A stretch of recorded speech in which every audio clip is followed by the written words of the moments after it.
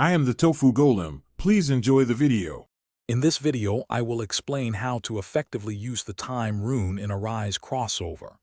This powerful, single-use item is designed to give you an advantage in dungeons by adding a crucial 60 seconds to your timer. Understanding its function and proper application can significantly improve your dungeon completion rates, especially in those tougher, time-sensitive encounters. Let's dive into the details. Acquiring Time Runes is straightforward. You can visit the shop NPC located in Leveling City, which is your starting island, and purchase them using tickets. Alternatively, you can earn them by defeating dungeon bosses.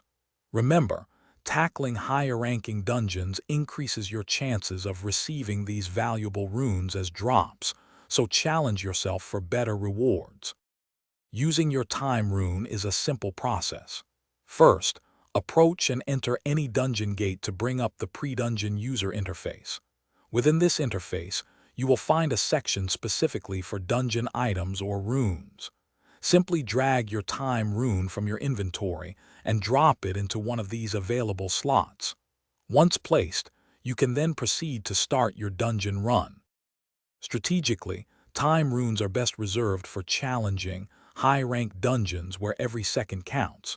If you find yourself consistently running out of time or barely making it, this rune can provide that essential 60-second buffer.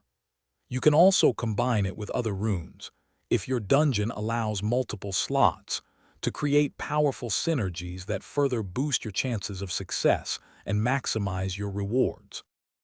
Thanks for watching. Consider subscribing if we helped you today.